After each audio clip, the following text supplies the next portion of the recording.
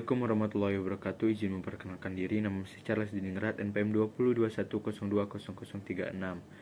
Mata kuliah Filsafat Hukum Islam, Hukum Tata Negara kelas A. Di sini saya akan menjelaskan materi saya yang dibagikan oleh Pak Ervin Yogi.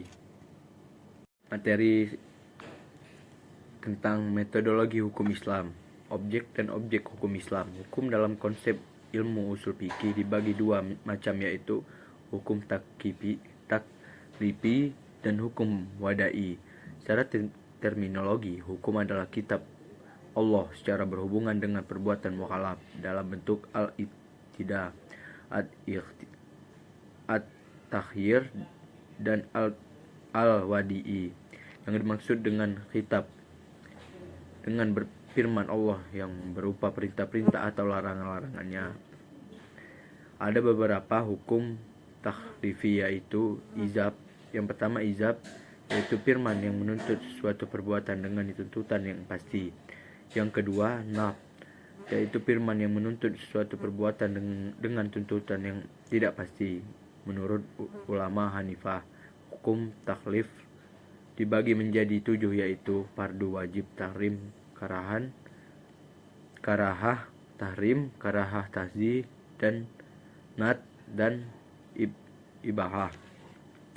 Menurut ulama Hanifah, jika suatu perintah didasarkan pada dalil yang pasti seperti Al-Quran dan hadis mutawir, perintah itu disebut dengan perintah fardu.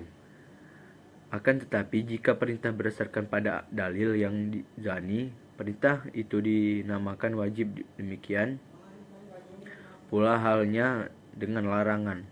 Jika larangan itu didasarkan pada dalil yang qat'i, disebut haram.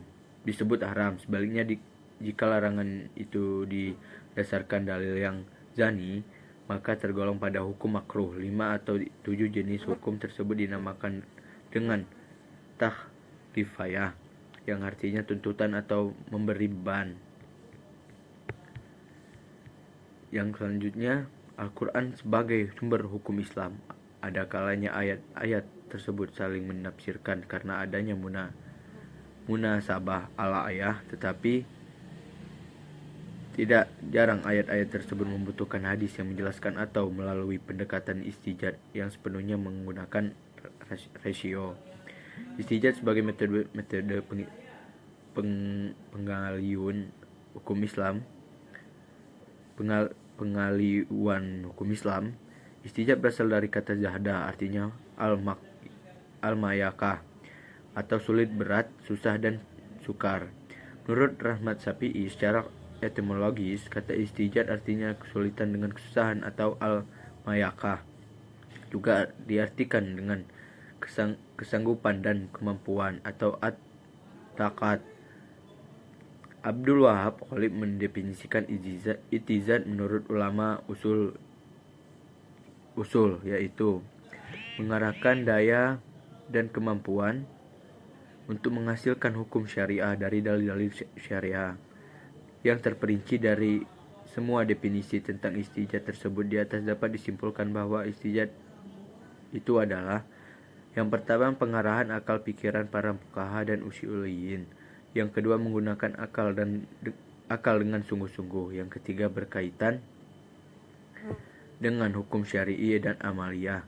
Yang keempat, menggali kandungan hukum syar'i dengan berbagai usaha dan pendekatan. Yang kelima, dalil yang ada dirinci sedemikian rupa sehingga hilang kezaniannya. Yang keenam, hasil istijad berbentuk fikih sehingga mudah untuk diamalkan.